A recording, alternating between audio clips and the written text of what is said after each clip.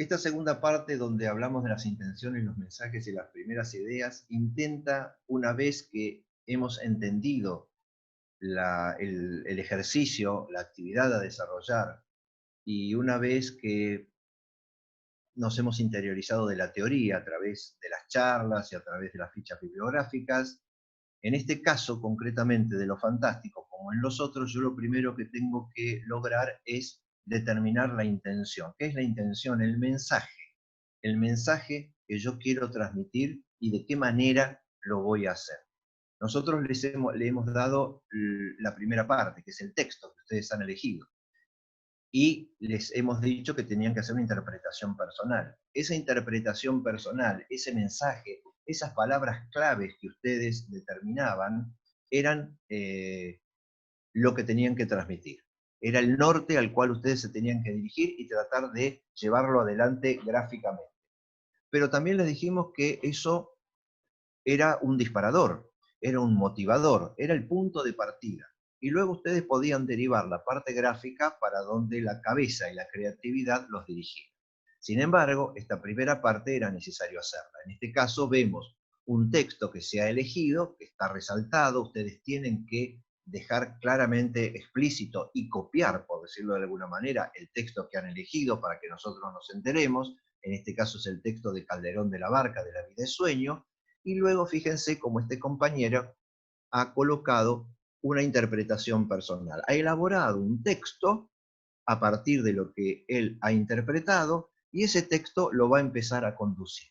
De la misma manera, en la imagen de la derecha vemos algo parecido, obviamente lo vemos más confuso, con elementos superpuestos, pero si nos adentramos en el texto nos damos cuenta que hay una profunda lectura y hay una intención, más allá de que la crítica que podríamos hacer en este caso es la forma confusa en que está transmitido. En otros casos, si seguimos adelante, vemos cómo a partir de que yo tengo clara la idea o el mensaje a transmitir, mi cabeza entonces puede ir a determinar las primeras imágenes, que son imágenes sueltas. Tanto en el caso de la izquierda como en el caso de la derecha, vemos distintos dibujos iniciales, difusos en mi cabeza, a ver para dónde puedo llegar a ir. Hay pruebas de colores, pruebas de sombras, parcialidades. No me preocupo directamente por llegar al resultado final de primera intención, sino que voy haciendo búsquedas. Y vamos a resaltar algo que es importante. Fíjense cómo está aclarado en el primero la palabra abismo, en el segundo la palabra angustia, de manera de que la persona que está leyendo esta lámina entienda cuál es la búsqueda. Y luego hay una serie de acotaciones laterales que están explicando qué es lo que se está buscando y qué es lo que se está obteniendo con cada una de estas búsquedas. Vamos a seguir viendo otras imágenes donde, de la misma manera, hay ideas sueltas, trabajadas a mano alzada. Fíjense que está lejos de la representación literal, tal vez, de lo que decía el primer texto, o incluso de la interpretación. Ahí aparecen como unos ojos que se multiplican. No sé si eso es un ser extraño, una especie de insecto o lo que fuera. Y a la derecha hay pruebas de colores mezcladas con otros elementos. Y siempre acotando con pequeños textos qué es lo que se está buscando. ¿Eh? Estas láminas de primeras ideas evidentemente son un poco más complejas y no tienen la rigurosidad compositiva, digamos, de las láminas finales o de las láminas ya más elaboradas o de las láminas de texto de síntesis. Sin embargo, estamos observando en todos estos ejemplos que hay suficiente espacio entre los distintos elementos y se puede leer las distintas búsquedas, y los textos son relativamente claros con respecto a cada una de las gráficas que está al lado de ellos. Entonces se puede entender el proceso que se está llevando adelante. Cuando vamos ajustando la idea, los dibujos empiezan a ser más precisos. Estas son láminas tomadas de distintos trabajos, pero las hemos tomado en una correlación que va de lo difuso a lo más preciso, hasta lo que esta primera etapa nos pedía. Acá observamos también una serie de dibujos y de búsquedas que están hechas solo al lápiz. Tal vez la observación y nuestra sugerencia es que el color se trabaje desde el principio. El color es un elemento más, no es que se agregue a posteriori. Entonces, siempre es más difícil agregar el color cuando ya está definida la forma. Un poco el color y la textura tienen que ir con la forma desde el punto de vista inicial, aunque más no sea en pruebas. Pero bueno, es interesante este trabajo por cómo va llevando la evolución de muy diversas ideas.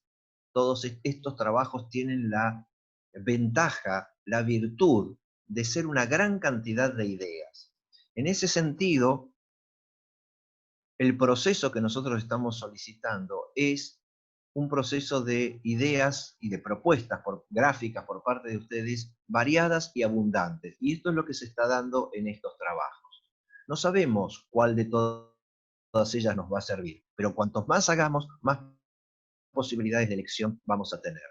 Nuevamente, un trabajo que está evolucionando una imagen, esta especie de centralidad con átomos que parecen girar alrededor de un centro, que está trabajado de distintas maneras y que se va obteniendo. A la derecha una prueba de colores diferentes, porque el color cambia la expresión y también lo cambia la técnica gráfica elegida. Siempre también con los textos que no nos dejan dudas sobre qué es lo que se está buscando. Ya en esta etapa hemos visto con satisfacción que cada vez hay menos láminas con dibujos mudos que no explican. Están entendiendo que hay que explicar eso y que esto lo alimenta al trabajo. Si continuamos, vemos también una serie de trabajos que van precisando cada vez más el dibujo. Pero fíjense cómo eh, son dibujos parciales, ninguno de ellos es la totalidad. Son dibujos parciales que van dando ideas de futuros trabajos posibles. A lo mejor ahí aparece la imagen de un ángel, de las montañas, acá aparecen otro tipo de elementos, no sabemos todavía cómo van a ser combinados, hay un árbol, no sabemos si el angelito terminará encima del árbol, si se tomará solamente el ala del angelito, qué parte de las montañas. Son pruebas que el diseñador está haciendo a ver por dónde puede ir la cabeza llevándolo para expresar mejor su mensaje. Bueno, láminas entonces que tienen su aparente caos, pero que son de una gran comunicación. Comunican un montón de material. Continuemos y seguimos viendo trabajos donde se estudian pequeñas parcialidades, tanto en el caso de la izquierda como en el de la derecha.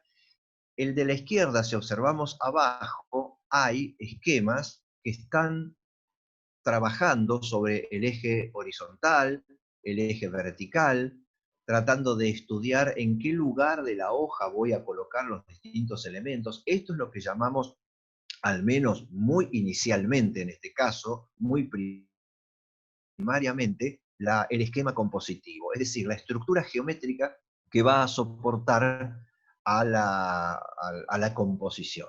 Y esto ustedes lo tienen que dejar en claro. Desde que ustedes tuvieron la charla de composición, ustedes tienen que contarnos, por lo menos en las alternativas, que ya son trabajos terminados, y en el trabajo final, cómo van entendiendo que se compone la totalidad de los elementos de la gráfica. Bueno, continuamos entonces y vemos que esas parcialidades pueden estar también junto con el estudio de los distintos colores y de las distintas texturas.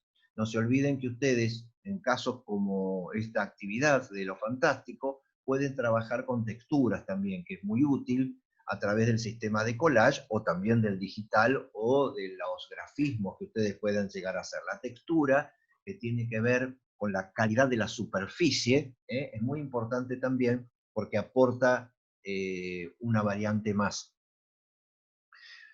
Bueno, continuamos entonces y vemos nuevamente trabajos de parcialidades.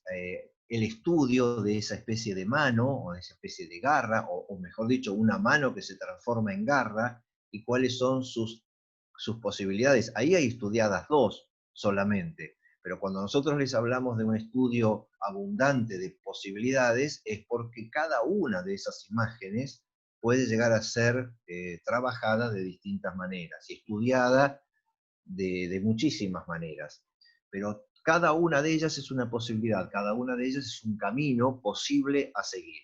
Y recuerden que cuantos más trabajen en el desarrollo, más opciones tienen para después elegir el mejor camino. Acá nuevamente vemos el tema de la composición, donde estaría ubicado, por ejemplo, un esquema perspectívico, de perspectiva central, que forma parte también, es una forma de estructurar la lámina, ¿no? De darle un criterio compositivo.